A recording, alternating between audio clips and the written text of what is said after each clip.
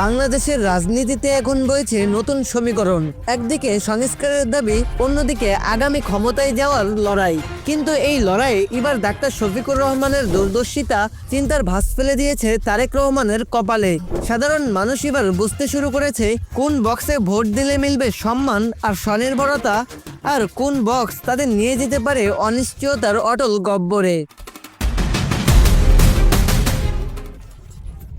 Family card হোক কিংবা কৃষি কার্ড, জামায়াতের নতুন সব পরিকল্পনার কাছে একে একে ধরাশায়ী হচ্ছে বিএনপির পুরনো সব চক। প্রশ্ন উঠেছে, জামায়াত কি তবে নীরবে বিএনপিকে রাজনৈতিক ময়দান থেকে মাইনাস করে দেওয়ার জাল বুনছে? আজ আমরা বিশ্লেষণ করব জামায়াতের সেই মাস্টার প্ল্যান নিয়ে, যা দেশের তরুণ প্রজন্ম এবং শিল্প খাতকে ঘিরে তৈরি করা হয়েছে।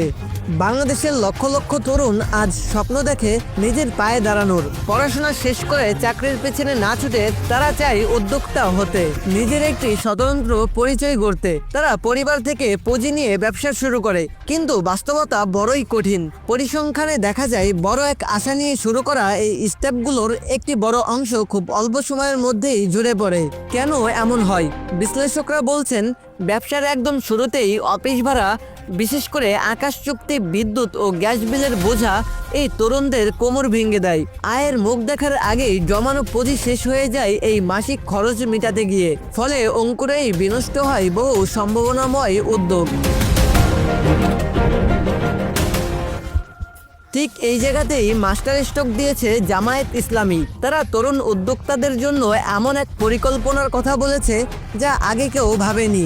জামায়াতের প্রস্তাবনা অনুযায়ী নির্দিষ্ট মেয়াদে নতুন উদ্যোক্তা ও ক্ষুদ্র শিল্প খাতের জন্য বিদ্যুৎ ও গ্যাস বিলের সম্পূর্ণ মওকুফ বা নামমাত্রা মূল্য দেওয়ার পরিকল্পনা করা হয়েছে। অর্থাৎ একজন তরুণ যখন ব্যবসা শুরু করবে, তাকে প্রথমে কয়েক বছর সরকারি এই সেবার জন্য কোনো মোটা অঙ্কের টাকা গুনতে হবে না। এই পরিকল্পনা কার্যকর হলে বাংলাদেশের প্রতিটি ঘরে ঘরে এক একজন উদ্যোক্তা তৈরি হবে। আর এই স্বনির্ভরতার স্বপ্নই এখন সাধারণ মানুষের মনে জামায়াত সম্পর্কে নতুন ধারণা তৈরি করেছে। ভোটাররা ভাবছেন, যারা সরাসরি পকেট থেকে খরচ কমিয়ে দেওয়ার কথা বলে তাদের পাশে থাকাই শ্রেয়।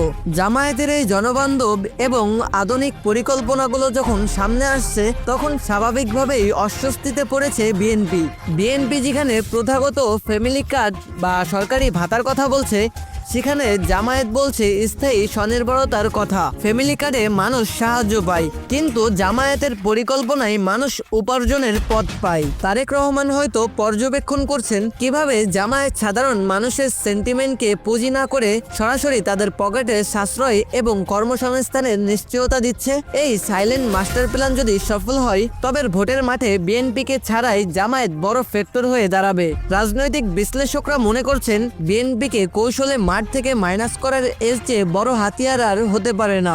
রাজনীতি শেষ পর্যন্ত গণমানুষের কল্যাণের জায়গা। জনগণ এখন অনেক সচেতন, তারা কেবল সস্তা প্রতিশ্রুতিতে আর ভুলতে চায় না। জামায়াত ইসলামের এই শিল্পবান্ধব এবং তরুণদের প্রাধান্য দেওয়া পরিকল্পনাগুলো যদি বাস্তবে রূপ পায়, তবে বাংলাদেশের অর্থনৈতিক চিত্র বদলে যেতে পারে।